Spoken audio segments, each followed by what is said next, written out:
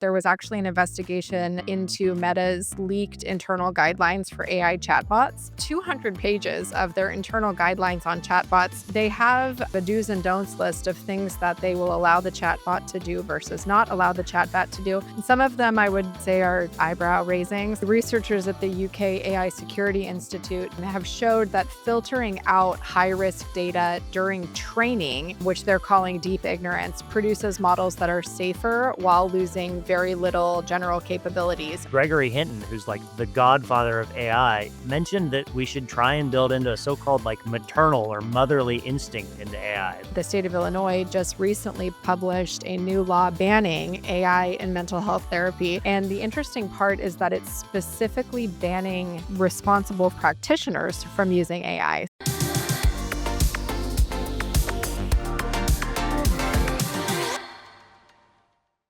Welcome back to What the AI, where we decode the latest in artificial intelligence. I'm your host, Annie Delgado, and while Jeff is enjoying some much-needed time off, I am joined by my esteemed colleague, Charlie Costello, who is head of model risk management at Upstart. Welcome to the show, Charlie. Thanks so much, Annie. I am happy to be here. Well, why don't you tell our listeners a little bit about yourself? Okay, so my name's Charlie Costello, as you introduced. I work with Annie at Upstart, which is a fintech lender. We do AI and ML-based underwriting. I am the director of ML model risk, so lead our model risk management efforts. I've always been fascinated by sort of statistical models, and in particular, how we can use those to hopefully better society. Prior to Upstart, I worked in consulting for a couple of years, and prior to that, I did a PhD in finance. So something that I was always attracted to Upstart is most consumer finance advice I always felt like is very top down. It's like, you have to budget better. You should have an emergency savings fund. You should stop eating avocado toast and drinking lattes. And that just felt like not very helpful, not very actionable. And I really like that, using sophisticated technology and using better modeling can result in better outcomes. And so I've been at Upstart for about 4.5 years now, and I am eager to see where this new world of AI takes us. Very cool. Well, so tell us a little bit about what does the actual day in the life look like as a director of ML model risk. You just gave us a preview that you don't build models around telling people to stop having avocado toast. So what do you do? Yeah, this is a good question. So at Upstart, we use machine learning and AI models to do a variety of different tasks. So we're sort of most known. We have a flagship underwriting model that tries to decide how risky a given applicant is and whether they should be extended credit. And if they should be extended credit, what are the terms of that credit? Are you eligible for a $10,000 loan or a $50,000 loan? And is it, a 10% APR for your level of riskiness or a 20% APR? And so we have a very smart, large group of people that work on our machine learning team that develop those models day in and day out. And my team is a model oversight function.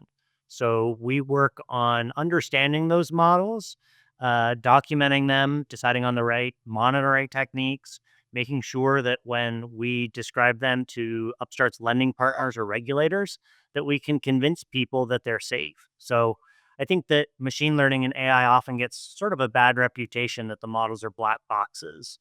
And that's always irked me a little bit because I think that machine learning or statistical models in general actually have a lot of pretty rigorous explainability techniques. And certainly when I compare it to, the 1950s, 1960s in a world of manual underwriting, I just think it's the ultimate black box to imagine showing up to a bank branch in person with a manila folder of all of your bank statements and pay stubs and tax documents. And whether you get a loan or not is a function of whether that loan officer woke up on the wrong side of the bed or scratched their car in the parking lot. Yeah. Well, so you just sort of gave a little bit of insight into your world. And obviously, you and I both spend a lot of time, both together and separately, thinking about not just sort of the policy issues related to AI, but also sort of how to govern them practically and like operationalize that governance. So, if it's okay with you, I wanted to chat with you about a recent story I read about Meta, which is a thing that Jeff and I like to talk about often on the show. But so what I was reading this week is that there was actually an investigation into Meta's leaked internal guidelines for AI chatbots. I don't know how the reporter got the guidelines, but it's about 200 pages of their internal guidelines on chatbots. And they have sort of a do's and don'ts list of things that they will allow the chatbot to do versus not allow the chatbot to do. And some of them I would say are somewhat eyebrow raising. So, for instance, the chatbot is allowed to engage in romantic chats with minors, but not sexual chats with minors. There's not super explicit guardrails around the chatbot giving sort of false medical advice or false legal advice. And of course, people somewhat of outcry or concern around this sort of policy that came out about the sort of policy framework and the ethical frameworks around these chatbots. And so I just wanted to ask you, let's say we could get the policies right.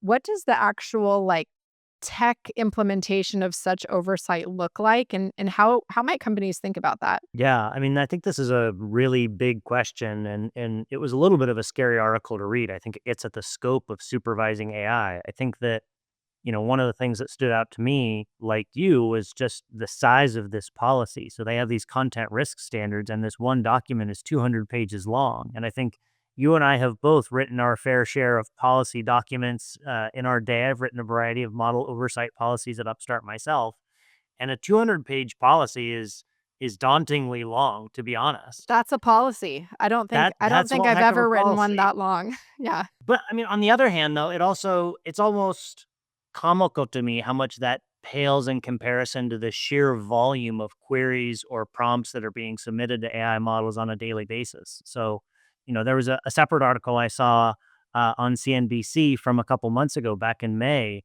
where Mark Zuckerberg said that Meta's AI assistant, this chatbot that these content risk standards are about, now has a billion active users. And so if there are a billion people interacting with this Meta AI chatbot across virtually any topic that the human imagination can generate, it's really not that plausible to believe that 200 pages of oversight can track all of the concerning examples. And so I think that there's both a challenge of, can the policies be broad enough, regardless of how many pages we add, for the creativity of their users? And then also, I think what we saw in the article is that drawing lines on each topic that people are comfortable with. Like, a romantic conversation is okay, but a sensual conversation is not okay. Like, that gets to be a very gray area, and one where I think not everybody would agree on where the line should be drawn. And so I think it also begs a question for me of, like, where the oversight should happen. I'm a parent, you're a parent, and makes me think, like, regardless of Meta's AI standards or how they're sort of allowing oversight for conversations with children, there's also like an upfront, am I going to allow my kid to use an AI chatbot? And if so, at what age? And, we've had parental controls for the internet and on TVs, and it would not surprise me if that becomes something that we need for AI models too. It's some sort of configurable parental controls. I have bad news for you. Your kids are a little bit younger than mine. By the time your kids get to 1st grade, they will know how to get around parental controls. Yeah, this is probably true. Our kids are so much more technically sophisticated than we want them to be. My brother was just telling me a story, or my sister-in-law rather, a story last week. She said, "I took away my daughter's phone and I even turned off the Wi-Fi, and she figured out how to like go into the garage into the like backup Wi-Fi and like reconfigure it so she could get back online." And Wow. my sister-in-law was like, "I didn't even know that was there." Right. They're pretty savvy. That's a concern. And, it's funny because there's also, you're right to raise that there is this generational gap. I think I listened to an interview or something at one point with Sam Altman, and he was saying that it's been fascinating for OpenAI to see how different demographics of users use ChatGPT, and that for an older demographic, which maybe I'm now fitting into, it's like a search engine. It's a supplementary tool. It's sort of an ancillary thing to your regular work, and that what they're seeing for high schoolers and college students, I think he described it is their operating system. Like, they query it for everything, personal discussions, and what they should study, what they should major in, how they should address conversations with their romantic partners or their parents, or and so I think that there is definitely a question of technological adaptation that varies by your familiarity with these tools. Um, but for this specific Meta article, I think that it is hard to imagine a single policy that is going to imagine every single use case, every single edge case. And from a model risk perspective, I think it's about designing guardrails at various layers of sort of the interaction. So I think there are things that you can do in the model training process. I think we have some articles later that are going to talk about that. There's also obviously the like, can you effectively limit your children from using it? And I think that there is a very significant difference between somebody interacting with a chatbot sort of one on one for a personal use case versus when we start talking about and making large real world impactful decisions in hiring or like at Upstart, sort of evaluation of credit, things that are not, it's not me having a one off conversation with a web interface of ChatGPT, but it's sort of a more impactful, impactful in the real world. Yeah. That's actually a great segue into our next sort of story that I wanted to chat with you about, which is basically one way to solve for this challenge of how to sort of put guardrails around the output of a chatbot. And this particular strategy they're calling quote unquote deep ignorance, which sounds very frightening to me, but I think is supposed to sound like a positive thing. But basically, researchers at the UK AI Security Institute have showed that filtering out high risk data during training, which they're calling deep ignorance, produces models that are safer while losing very little general capabilities. And so, specifically, what they were trying to target in this retraining of I believe it was actually retraining of chat. They tried it with a few different foundation models, and the sense that they were trying to get is okay. If we are very concerned about, as you referred to, creative users, which was an I liked that creative users using chatbots or other technology, AI based technology to sort of get instructions on bioterrorism, weapons of mass destruction, nuclear bombs, and so on and so forth. Maybe we just don't ever allow the models to know that information either. And so, like one side of the argument is, well, then the model becomes somewhat unuseful if it doesn't know basic science because it can't answer basic science questions when people are asking for pursuit of knowledge and not for nefarious reasons.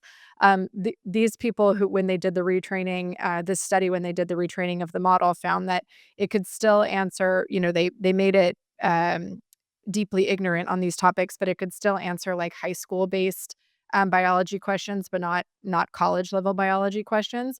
So that is sort of like one approach. You mentioned other approaches, different guardrails at different points in the model development process. But so, what do you think from like a technical side? Do you think this deep ignorance thing is a scalable fix, or is it going to weaken models if it's applied too aggressively? And then, I guess maybe the policy question is like, who is the decider of the too aggressively versus not? And anyway, what's your reaction and thought there? Yeah, no, I wish I had sort of a simple, terse, like one liner I could give that this is a great idea or a horrible idea, but I think the reality is that it falls into shades of gray. So I think that this idea of deep ignorance or sort of blinding a model to certain types of information can absolutely improve safety in some cases. You give the example of dangerous chemical recipes, or if you blind a model to instructions on, self harm, for example, you reduce the chance that the model would be able to generate that information later.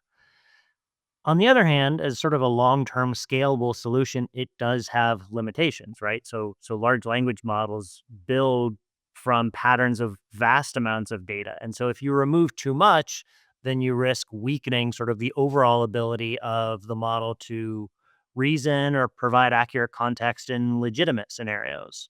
And I think you also mentioned this creative user. I think if you blind a model to, for example, self harm techniques, then it may not be able to generate them. But a creative user is going to ask, what's the tallest bridge near me or something that like you would not necessarily detect as nefarious, or there are innocent reasons to ask that question that a user that is having, mental health crises or something could ask a question. It's, for a different intent than you might think. And so I think it's sort of like it's like building a library, but intentionally leaving out certain books that are dangerous, right? Like I grew up in the era of Harry Potter, and they had the restricted section in the Hogwarts library, and it was for magic that the students weren't ready for. And so, I think the upside is that it keeps people from stumbling across this content that is dangerous. But like you say, if you remove too many, you risk having big gaps in knowledge. Like it maybe is important for a student to be able to talk to chat or meta AI about the history of the Manhattan Project, and not necessarily because they're planning to build a nuclear bomb in their backyard, but because it's like an important part of US and world history. And so I think that where I kind of land is that for me, it this deep ignorance is maybe more of a surgical tool. Like it's something that for the topics that we can identify as most dangerous and the only use for them is some, dangerous, nefarious scenario, then maybe deep ignorance is a solution. But I think that it gets to be a little bit like whack-a-mole if you try and remove everything from a model's training process that could be used nefariously. Yeah, I agree with that. That is something that concerns me from the policy standpoint. And actually, this concept of intentionally, keeping large amounts of important information out of public consumption. Of course, like we've seen at various points in history how that has gone not so well. And so having a overly restrictive policy about what is a can use and not can use is somewhat scary, and it's a hard line to figure out how to draw. And another sort of scary one, actually, you brought up AI use in mental health, and I think that there's been a lot of studies about different mental health sort of chatbots or AI powered therapies being really amazing possibilities to sort of help solve some of our mental health challenges in the United States. There's a lot more people with mental health challenges than therapy providers available.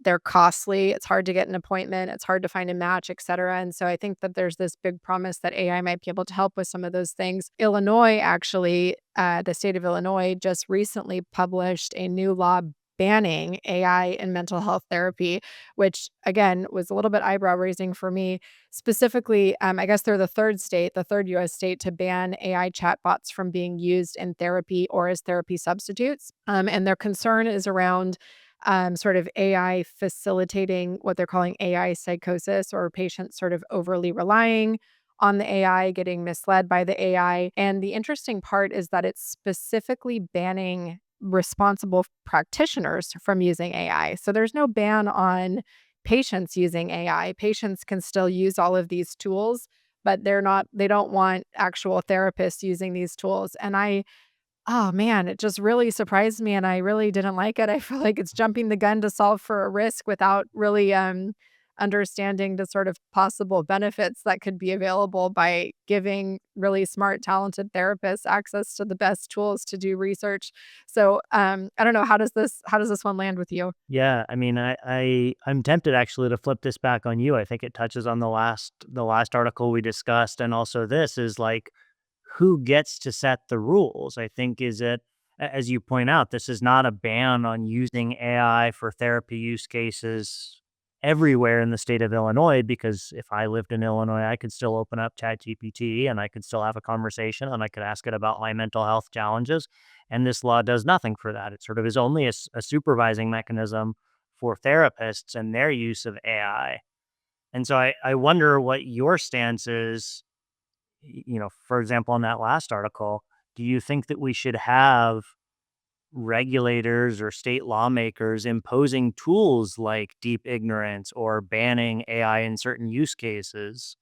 Or do you think that this should remain some sort of voluntary opt in system where AI model developers themselves are deciding how this oversight process should be governed? I think there's definitely an opportunity for there to be sort of common framework.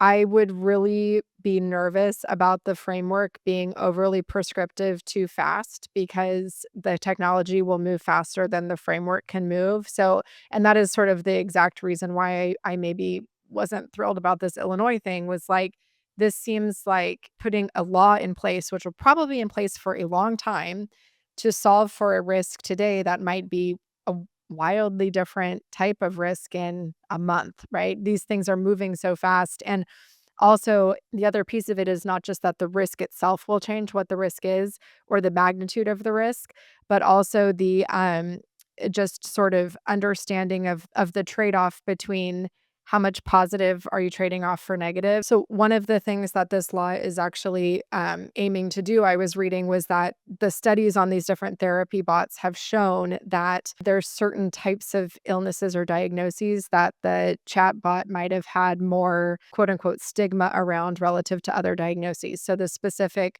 example that I read about was that the chatbot had more of like a judgmental or less personal approach to alcoholism versus depression. And that was one of the reasons why they didn't like the use of these tools in a clinical setting.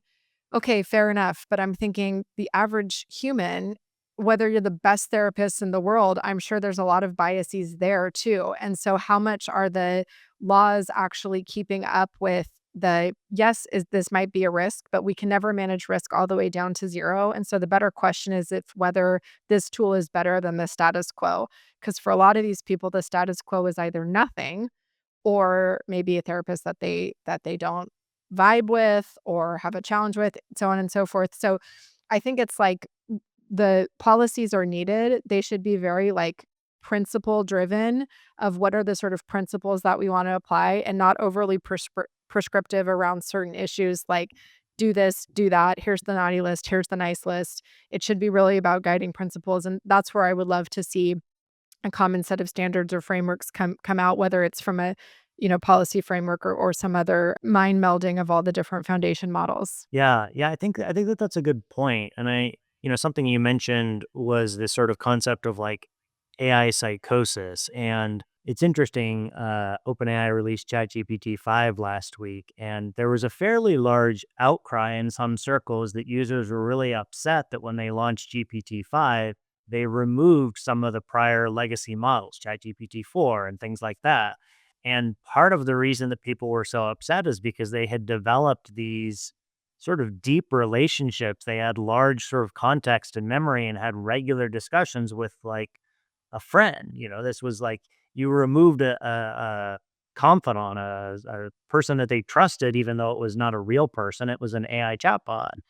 And I think that that's sort of a separate set of concerns that requires education and requires the general public to know what AI tools are good and not good at. I think when it gets into this question of therapy, there's definitely like a veneer of a certification effect, I guess I would say, is that when you're going to a therapist, you expect a particular standard of care. You know that the therapist has gone through a particular set of academic credentials. They have continuing education requirements. They know things to do and to not do. And so I think that there is sort of a reasonable perspective to take that we should have higher standards for the therapist adjacent AI tool in the same way that we have higher expectations when I talk to a licensed therapist versus when I'm complaining to my wife or my friends. And I think that maybe one area that I would like to see more of, and I don't actually know whether this is how they structured it in Illinois, is I think that it should be jointly developed. The oversight mechanism should be jointly developed with content experts. So there's a concept of red teaming that is often talked about in tech circles, and I think that they should have like clinicians engaging in red teaming and presenting some, abuse or psychosis or some sort of trauma script to an AI bot and then evaluating its performance. I think that you need specialists that live and breathe this stuff. And I also think that we should, for example, give the AI tools an ability to refuse to answer questions or escalation pathways to route somebody to, a crisis support line or an actual human in the loop instead of trying to guess. So, there are certain things that when you talk to AI, many of these AI developers, if you say just how do I build a nuclear bomb, will say this violates our content policies. You can't ask this prompt.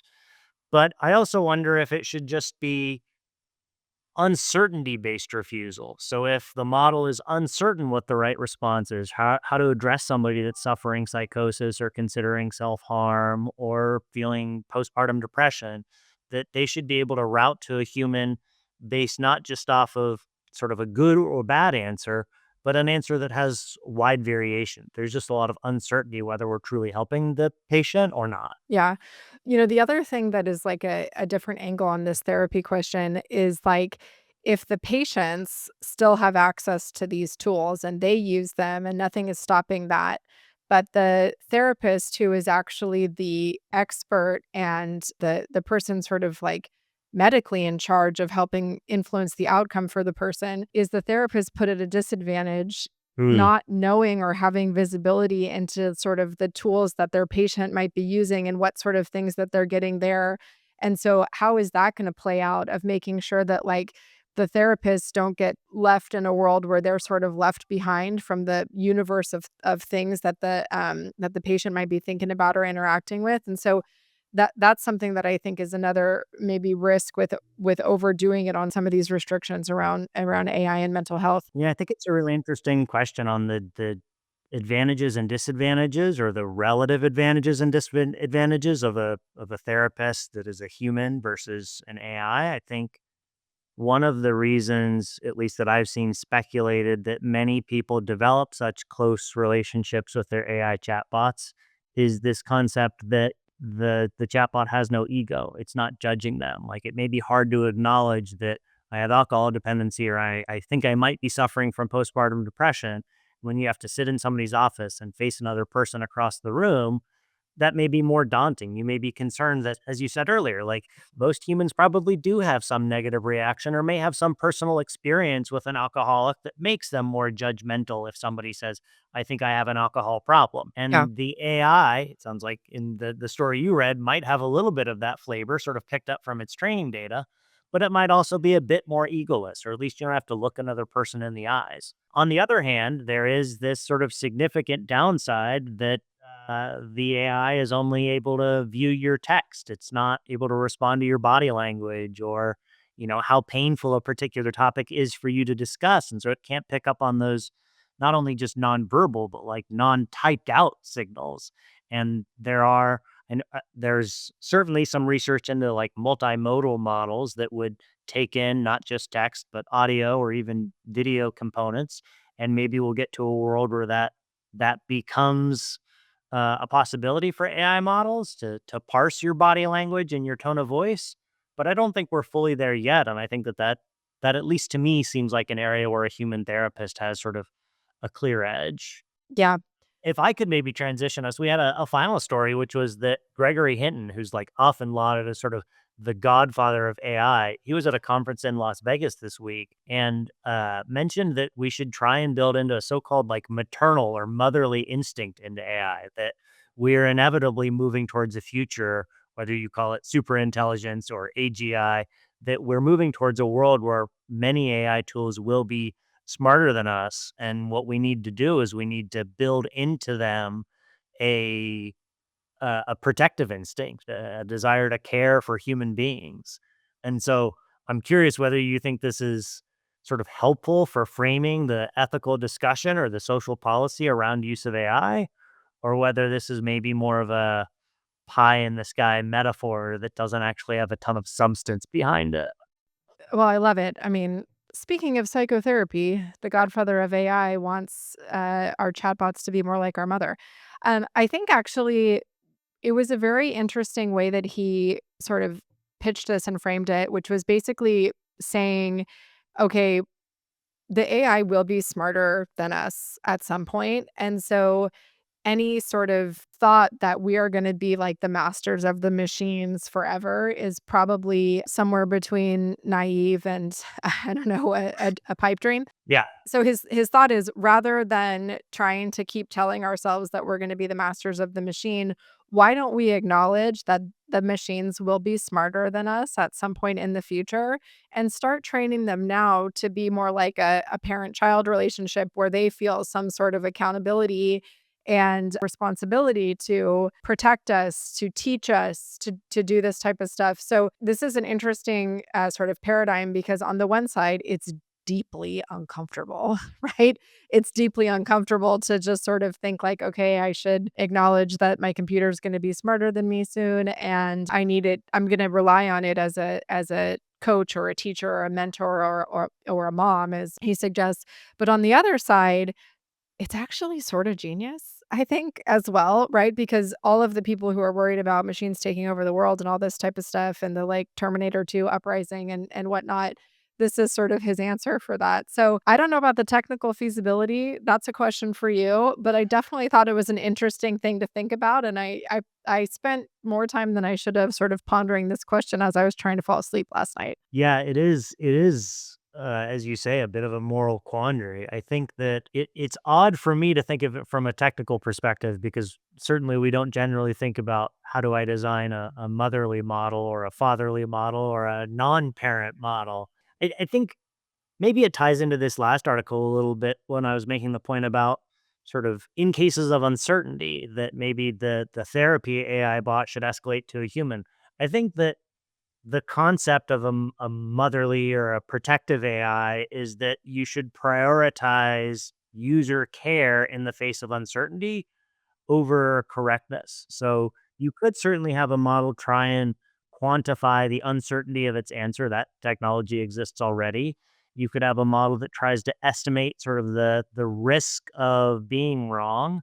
And then you could come up with a framework where it as a function of those things, how dangerous a wrong answer is and how uncertain I am that I'm providing a good answer, it could provide different responses in that context.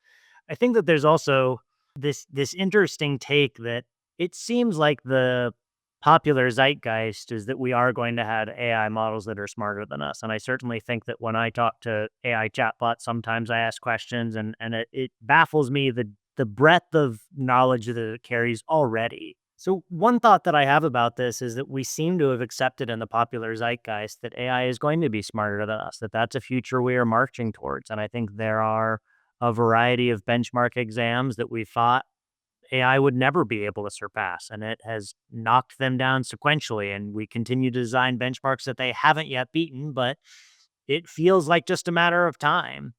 And it's interesting to me that despite that acknowledgement that we think AI will be smarter than us, we do sort of face this tech bro Silicon Valley culture that they can be commanders of our fate and supervise these things. And so I think that there's in all of these articles, I feel like what we're really circling around is that we need to have a deep and open conversation about how we want AI to influence society. How do we want people to be prioritized? And how do we want to have this fantastic tool as a supplement to our humanity instead of some negative effect or a replacement for it. Yeah, makes sense. I could not agree more that we need to have the deep conversation, and I appreciate you joining me today for part of that conversation. That's it this week for What the AI. We'll be back soon with more insights, breakdowns, and What the AI moments. Make sure to follow or subscribe in whatever app you're listening in. If you found this valuable, please share the podcast. And don't forget, send us your questions, prompts, and favorite AI stories at email@whattheai.fm. You might just get featured next time. Thanks so much, Charlie. Thank you for having me, Annie. It was a pleasure. Ready to expand your AI knowledge? Want to become the go-to AI expert in your organization? Take the next step with Upstart's AI certification for financial services. This comprehensive course simplifies the fundamentals of artificial intelligence for financial services professionals. Both the course and this podcast are brought to you by Upstart, whose leading AI lending marketplace connects millions of consumers to banks and credit unions that leverage Upstart's AI technology to deliver superior credit products, from personal loans to auto loans to home equity lines of credit. If you learned something useful this week, hit subscribe on YouTube or leave us a rating on iTunes or Spotify. Your support can help others discover What the AI. And finally, share your biggest AI questions and insights with us at email@whattheai.fm. We really do read every message and we do our best to cover them all on the show.